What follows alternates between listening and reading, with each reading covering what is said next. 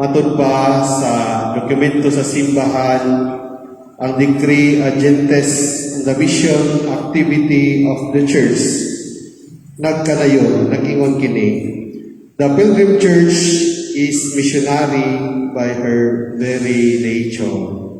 Nung ang simbahan nga nagapanaw, kanunay nakalakip o uban dinhi ang maong misyon.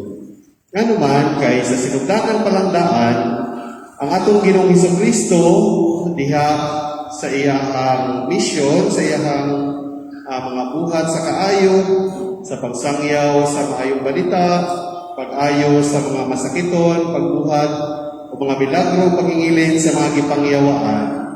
Siya mismo, nung nagtawag siya, ginatawag nato ang mga tinunan.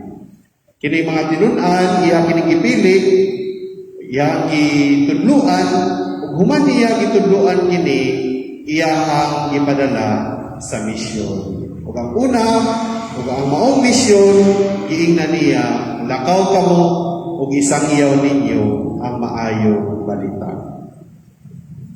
Go and preach the good news. Baptize them in the name of the Father, and of the Son, and of the Holy Spirit.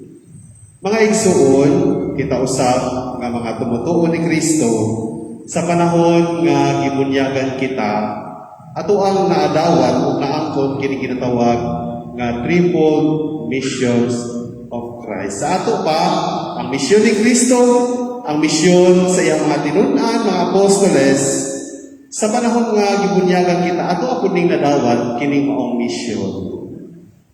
Sa maning nga mga misyon, ang kingly, prophetic, o priestly missions. Ang kingly, kining pagkamalagaron, ang prophetic, mauni ang ato ang pagkamagsasangyaw, o kining priestly, mauni ang ato ang pagkamahinampuon.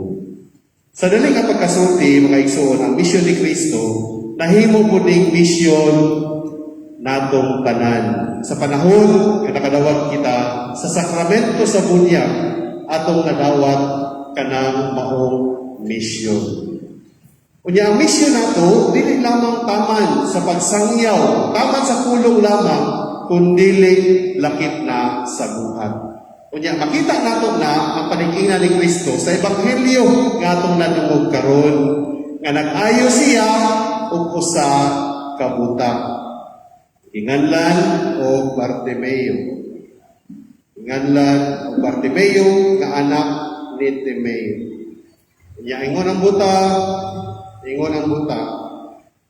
Jesus, anak ni David, kaluy iintaw na ko. No? Dili lang kaisa, kung dili kaduha. Anak ni David, kaluy iintaw na ko. Sa dihang mingon ang Ginoo, unsa may buot nimo nga akong buhaton kanimo. Mingon ang buta, magtutudlo nga makakita ako pag-usa. Tanawa ang gibuhat sa Ginoo. No? Ang Ginoo nga mahigmaon o manuloyon nga nagingon, lakaw ang imong pagtuo maoy nagluwas kanimo. Mga igsuon sa kapanahunan nato karon, labi na sa daghang pagsulay sa nagalain-lain nga mga pagsulay nga atubang, whether it is personal, family problema sa atong trabaho o problema sa katilingban. Usahay makatandog ni sa ato ang pagtuo. Apan inaunta ng matandog lang o dili mawala. Kay nga naman, kining atong dakong pagtuo sa Ginoo, mauni ang magdala ka nato sa atong kaluwasan. Lakaw ang imong pagtuo ng luwas kanimo. So mga igsuon, sa ato ang pagpadayon sa atong kinabuhi, ipahinumduman kita karon sa ato ang misyon nga magpakabana kita sa ato ang isig katawo. Magpakabana kita sa ato ang mga kaigsuunan. Labi na sa mga kaigsuunan nato nga nanginahanglan. Labi na kini mga priso itawon ko. Isa sa mga buhat sa kaluoy ang pagbisita sa mga nakulong. So mga igsuon, sa ako nagikaingon, ang ato ang misyon nga naambitan panahon sa atong bunyag, kinahanglan atong kinikuyan sa matagkaroon o bunyag o sa tanang panahon, kinaot-ota.